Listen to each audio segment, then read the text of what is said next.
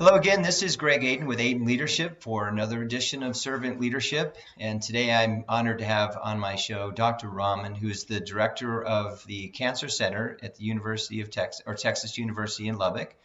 She's written a book called Leadership Reconstructed, focusing on integrity. And so tell me a little bit about you and what you do, because what you do is unique to a lot of my guests, but I also want to find out why. I want to find out why you do what you do and how did you pick this journey that you're on. Basically, as teenagers, we change our minds a lot of time. I, I would say middle school, high school student, was sure as a middle school, I wanted always to do something that involves dexterity with hands because that was my strength. Like I drew and I painted and I embroidered and sewed, that kind of thing. Sure. So I knew that somewhere there is my niche. Then come to high school, that got married with the idea that I loved sciences much more than arts and abstract things at that point. And I guess the huge influence was my father, who was an aeronautical engineer. So there was a lot of physics, science, mathy kind of a discussions and debates in the house. So that kind of made us a little scientific thing. We always had this math competition thing in the house going on about solving stuff. And at that point, it was a first crossroad I was 18 at the time. Because in Pakistan, there's just two big things you have to choose when you get out of school. In high school, you've already chosen science versus arts versus commerce. Okay. And so you're already pigeonholed into science by the time you get out of school. Okay. And at that point, your second choice is, okay, you have science, but are you pre-engineering route or pre-medicine route? Okay. Yeah. So at that point, I was very confused because I loved both the biological sciences as much as I loved physics and mathematics, and I couldn't decide. In fact, I appealed to the board to let me take both. Mm. And they said, no, you got to pick one. Yeah. God bless you. So when I was like, I'm confused to which to pick, and my father, who was academically, he was a great mentor to me. And we had discussions about that. And he said, of course, whatever you want to do, first choice is, I don't want to thrust my choice on you. You pick and choose. But if you're really that confused about it, I'd rather you become a physician, because I wanted to be one and couldn't afford to be one and had to let go of that dream due to financial reasons. Interesting. That just sealed it for me. And I said, okay, I'm going to do it. So I got into medicine, did okay. I mean, I wasn't like the top most brightest thing since sliced bread, but I was above average in my graduate school classes and all of that. And the whole dexterity thing was always there. So once I knew I was going to be a physician, of course I had to be a surgeon. I mean, that was a no-brainer. Okay. Because I had to do something with my hands. Yeah. So that's how I got into surgery. Surgery happens to be a very competitive field and relatively unique in many ways. The microculture within surgery, you're up all nights and enjoy weirdest things. Yeah. Sleepless nights are the funnest things ever kind of thing. We're weird people. You're right. So it's like a selection bias there. As I graduated as a surgeon, things were already changing a little bit, but I still feel that I was part of the time where women surgeons were still less frequent than men. So that introduced me to another world of kind of navigating the man's world as a woman surgeon. It was very, very interesting. So how, again, I want to go back to your father, because as a leadership coach and an executive consultant, I focus on mentoring quite a bit, coaching, mentoring. Right. But I also am fascinated as to when great people like yourself, influential people like yourself grow up. I'm very curious as to who were their mentors in their life growing up and why. And so let's talk a little bit more about your father and your relationship with him and how he coached you or mentored you and led you in your early years. I'm curious. So my father, from my perspective, I mean, we are many brothers and sisters. If you count all the half brothers and sisters, we are a total of 11 people. Okay. But if you ask all of them, I think each one of us is going to give you a different account of their relationship with him. Okay. But one thing will be common. I think he was a man of principle to the point that, like, it wouldn't be incorrect to say that he was a stubborn person. If he thought that there is a principled stand on X, Y, and Z, by golly, that's how it's going to be. So we always knew that there is no amount of buttering him up that's going to change his mind to let us do this or that if he decided it's a bad idea. So, and obviously, when you're a child, sometimes it bothers you because you can't go to this party or you can't stay late or whatever. But as we matured, we started realize I did for sure started realizing the true value behind some of the rules that he had, which kept us safe, which kept us focused. Academics was very important. We were, I would say, middle class to lower middle class family, weren't very rich. But I will tell you that I went to one of the best schools in town, which probably was expensive on his pocket.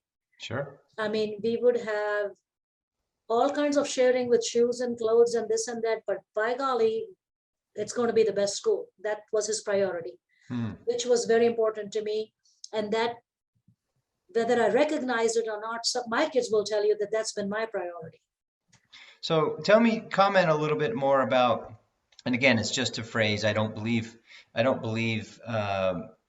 it's as the same as it was 10 years ago, and hopefully for you different than it was even 4 to 5 years ago. But what is it like being a female surgeon where the majority of surgeons are men? And how are you viewed by other female leaders, and how you viewed as by other male leaders? So I guess there's two questions there. What it's like to be a female surgeon in a male-dominated environment, and then what is it like to lead as a woman? Because I know our listeners are going to be listening for some of the things we've already discussed, but that question I know is curious to them. So let me put out my bias first. Okay. I don't like to, as a leadership coach myself, I don't like to get onto this bandwagon that, we are women, so we are poor victims and some things need to happen. So I try to avoid that, because I think at the end of everything, it is a matter of individual choices. Now, having said that, that doesn't mean that there is not a difference that I feel, but there is still a difference in the acceptable behaviors from women versus men. You still feel that it's improving somewhat, and Okay. the awareness is a little bit there, but on a day-to-day basis, you feel, as a surgeon, I don't see, there's a lot of women surgeons now, so I don't feel like Good. that operating or getting patients to trust you or developing a practice is that hard. Okay. And in my case, it's not hard at all, because breast cancer is my field and women tend to prefer women surgeons. So that's actually, in a way, I think I get advantage of that, if you will. Sure. So that part is not that much different. But leadership, there is still a difference. I don't know if there is a part of unconscious bias that's relates to that. But women leaders are looked at, I think, still with a bigger amount of skepticism that men would. Forgiveness of mistakes as a leader, that threshold is much lower for men than it is for women. Now, when I say that, I want to make sure, I don't think that it's because people have decided to hate women and that's why they intentionally do it. Sure. I don't think it's that.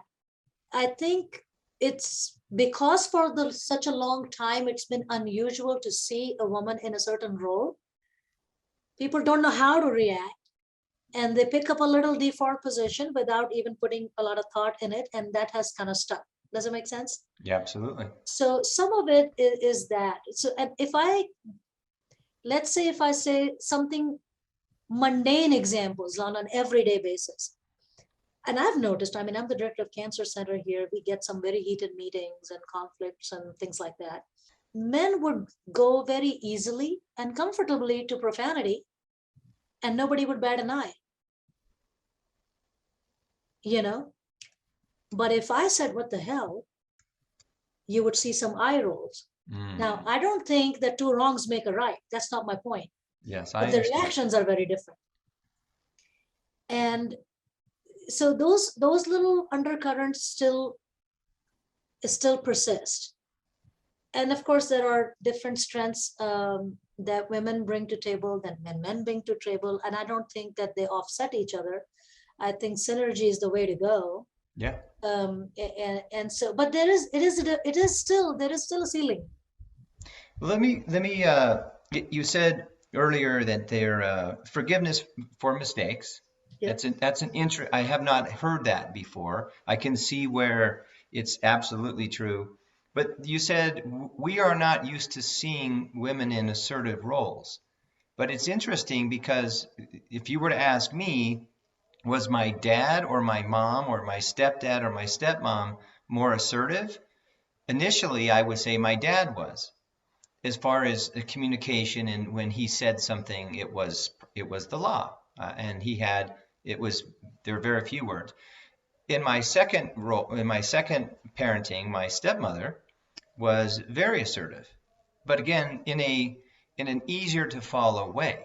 So I saw assertiveness in women early in my years, and in fact, she made it perfectly clear that there's very little differences in men and women relative to leadership or management back in the day. So I grew up with an idea that women are assertive, women are leaders. No. That I think I agree with you, but I think what I'm saying is something different. It's actually Okay. very interesting that you brought that up. I mean, my mother is a very strong woman. Okay. But I will tell you this, that's the perfect analogy, actually. We are completely comfortable in the household family rearing setting that woman is in charge. We're not comfortable seeing a woman in charge of a cancer center. Mm. So by assertion, I didn't mean the personality type. In a business CEO setting or whatever, households women have run to, I mean, I don't know, Yeah. thousands of years.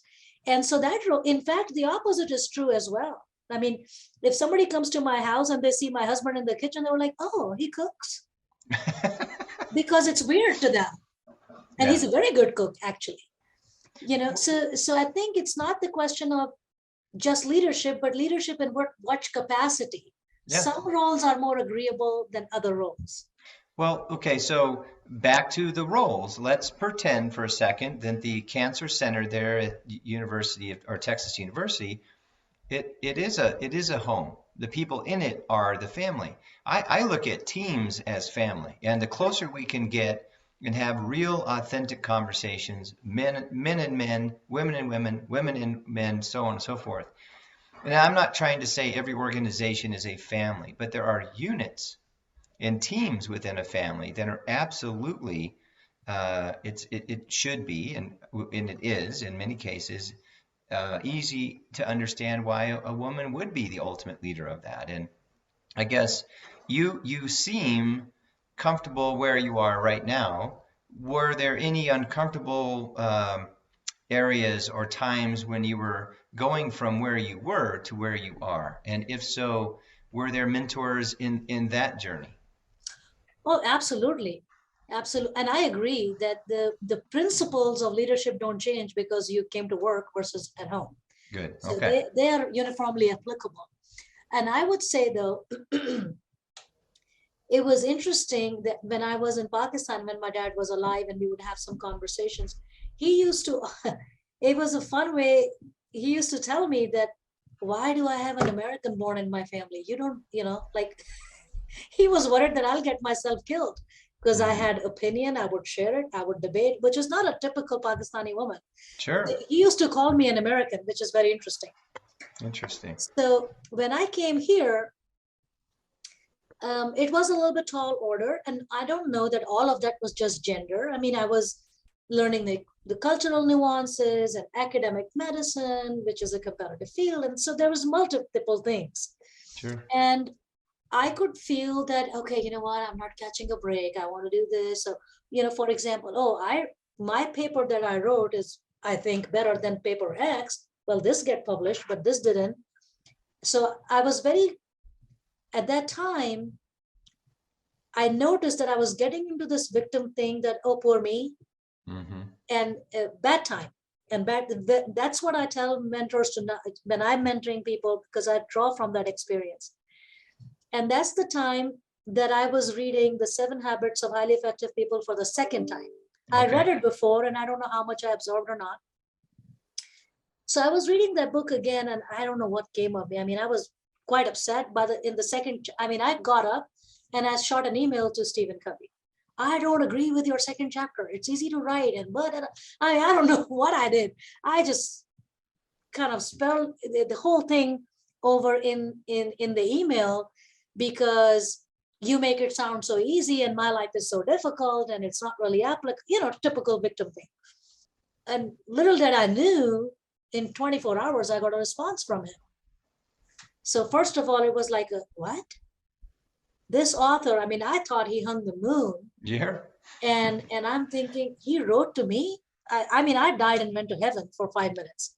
Mm-hmm. And he was, as I mean, all of us who have known him and his work, super, he was actually in many ways a lot of like my dad was, except that my dad had a temper. I think Stephen Covey didn't. But anyway, great guy. So he was very kind in his response. He was acknowledging what I was feeling, and he directed me to some other books to read and gave me some advice. And I was in a bad enough place that I thought, okay, what's there to lose? I mean, I'll indulge, whatever. He's recommending this, I'll do this. So I took his advice, not completely sold on it, but just, whatever. Sure. So I took his advice and read a couple other things. And there was a particular instance when I was working on something with my boss and not making headway. So I took some of his advice and conducted myself according to those recommendations. And the response that I got was not only very positive, but verbatim what he said was going to happen. So I wrote him back. I said, thank you very much, but you don't even know my boss. How did you know he was going to say this? And he wrote back and he said, I don't need to know him. I know human behavior. Interesting. I mean, I woke up a new person next morning. Like, it was an epiphany moment for me that he's right.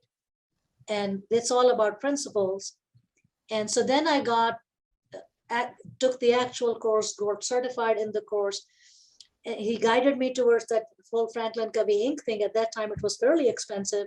Sure. Because he said, we actually do that, leadership teaching and this kind of stuff. So when I went on the website, I shot him an email and I said, okay, thank you very much, but I'm sorry, I don't think I can afford you. And he said, you're a very self-reflective person. If all you need is an occasional advice, I think I can do that. So I exchanged a few emails with him. So he became the second very important mentor in my life. Awesome story. And so I mean, my work and the book that I wrote and the mentoring that I do is heavily influenced by those two people. In the time we have left, I'd love for you to tell us more about your book. What inspired you to write it? And then if someone were to read it, what would they actually what would they walk away with as an epiphany, or how might that change someone's life? So I was actually thinking about this book for about 5 to 7 years. But every time something good, very good or very bad happens, you draw on a principle that you've learned and you say, I need to write a book about it. And then I thought, well, what is this book going to tell people that's not already written about by much better writers and leaders than I am? Yeah. So I kept talking myself out of it for 4 or 5 years. But because it kept coming up, I started reflecting on, why does this keep coming up? I already know the answer. The world doesn't need another book. And what stood to me, and by then, of course, I had offered several programs to other people, and I had attended several programs for self-development. So I had both those perspectives as my own experience as these thoughts are coming together. Sure. So what I realized, which is a little bit sad in some ways, there are lots of very good programs and very good coaches also, with all due respect, but not all coaches are created equal. Right. What I noticed was that there is a lot of lip service to integrity. I mean, no leader will tell you that it's a bad idea or it's not a good principle, but there'll be half an hour session, some nice quotes or whatever, and we move on to technique. Mm-hmm. where to sit in the meeting and the red power suit and say Right. what and email an agenda. So it's more about technical logistic stuff, what to do, what to say, what word to use, what's politically correct. And the focus on that was so heavy that integrity was starting to fall in the background of things. Mhm. Not that the contemporary programs are saying people that it's irrelevant, don't worry about it. I think they're either assuming that integrity is not the issue, and somebody, person X, who is a mentee, is struggling only because the technique is the issue, or we really, as a culture, have let go of the immense value that we once put on integrity. I don't know which one it is, because I don't want to call another people's intent. I don't know. Well, I would venture to say, Michael Jensen, I'll grab this for a second. Back in the day, Michael Jensen wrote an article on integrity, and it's well published. And um, I honestly believe the answer to the question is we don't put enough value Right, when we come to truly honoring our word, right, even being late. It's like it's right. why don't you tell someone in advance, or really try to be there because it means something to you and the person you're meeting with. But go Correct. ahead. So the reason I thought yes, the book is needed is because I reached the conclusion that we are not putting enough value on integrity, and somebody needs to tell the story. Hmm. And quote day-to-day instances where we are breaching integrity and not thinking much about it. And so that's what prompted me to write a book. Half of it is about integrity. Little Yep. things that, somebody calls and you don't want to talk to that person for whatever XYZ reason. And you say, maybe tell them I'm in the shower. You just taught your kid how to lie, you know, or like you said, you're a little bit late. You don't bother to send a text that I'm stuck in traffic or a cop pulled me over or whatever it is, to let other person know that I value your time and I value my word. So those are because when we talk, if you ask somebody, give me an example of breach of integrity, they'll talk about Epstein. Because our brain will go to the big scandals that we read about on the Right. newspaper. We don't go look in the mirror that I already breached it 3 times since morning. Not having integrity also gives you an opportunity to come across as you don't care. Well, And I don't know absolutely. what, and so, and I love what you said. You basically just told your child it's okay to lie or tell a fib, or honestly, you just told your child that you don't honor your word, and can you go spread the lack of honor to someone else on my behalf? I mean, it just doesn't make sense in terms of Right, leadership. right, The other right. thing is, I believe the lack of integrity leaks onto other people, and you don't know it by doing it because you might be the leader or you might be the boss, so you don't really care about the other person. But you don't have to say a word. If anyone's listening, you don't have to say a word to let someone or make someone feel you don't care about them. It's Oh your yeah, it lack has of it. already, that word has already gone out. Thank you. Yeah. And that's actually the subject matter of the book. So that's what brought me to it, because I wanted to rekindle the importance of integrity, which I seriously think that in higher ed institutions or whatever, we're not emphasizing that. Well, it's a little bit weird. My conclusion is we're not emphasizing that. But I think what's really happening is we talk about it. There's a checkbox somewhere, there's a lecture somewhere, but we're not role modeling that. Hmm. Like you said, the word is already out. People, my residents who are learning from me to be a surgeon or whatever, they're learning techniques or patient care or whatever. We have this joke statement and actually I think it's outside the operating room.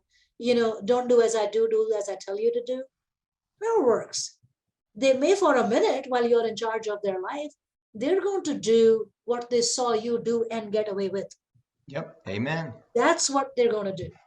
So it completely robs you of the opportunity to be able to hold someone else accountable if you can't hold yourself accountable.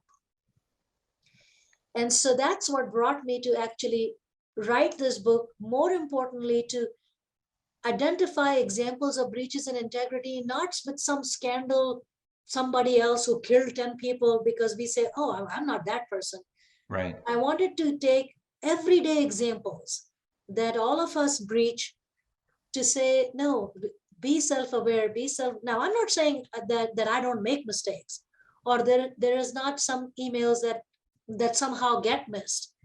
But like actually it happened to me yesterday. I couldn't believe that I didn't respond, but it happened. So when I responded, I thought, oh, I was being dishonest. My first half was that I got busy, which is true. I was busy for that moment when I got it. But then I put a comma and I said, then I got distracted and forgot about it. Mm-hmm.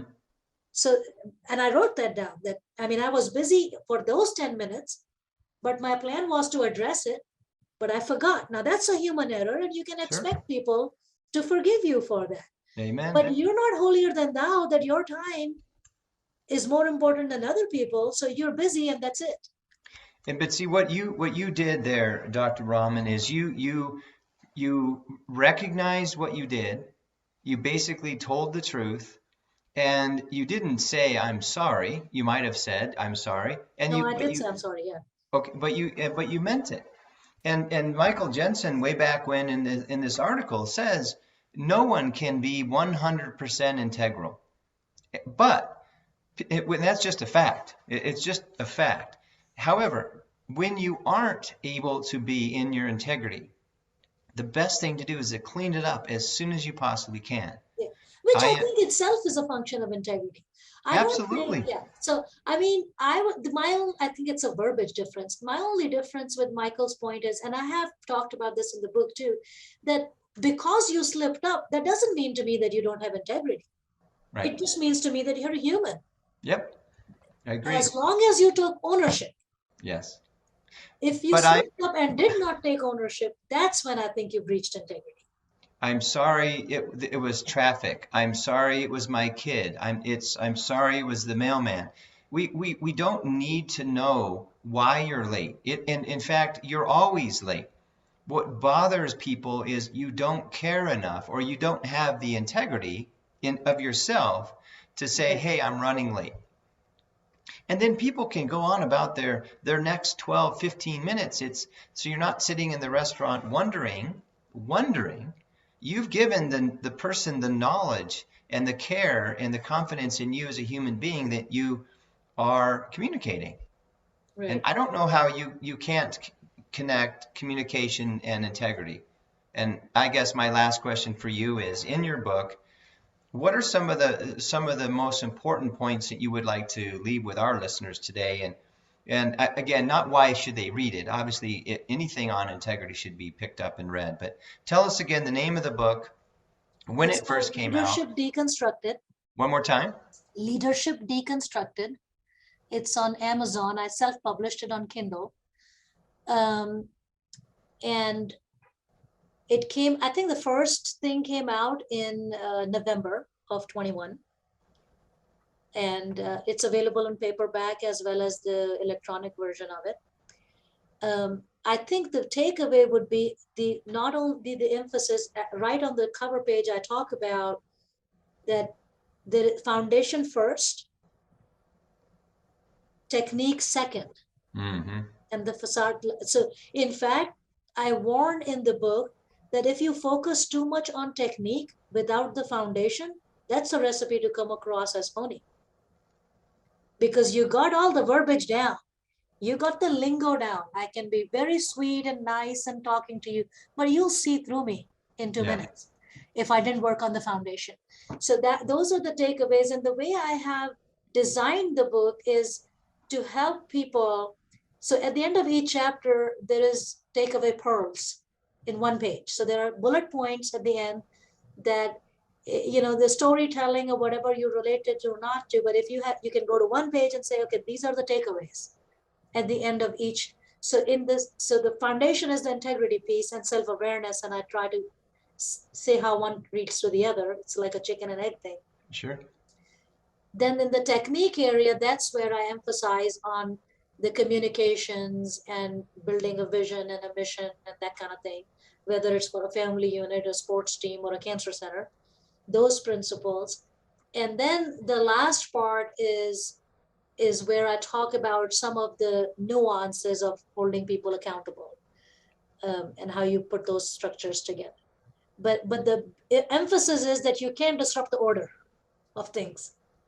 You Yeah, can't be hired in a leadership position first, then decide to hold people accountable, and then figure out that I don't have integrities. That's not going to work.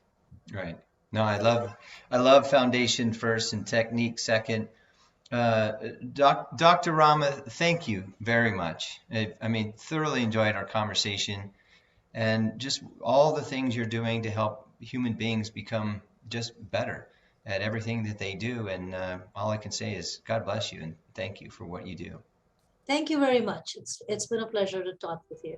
Yes. All right.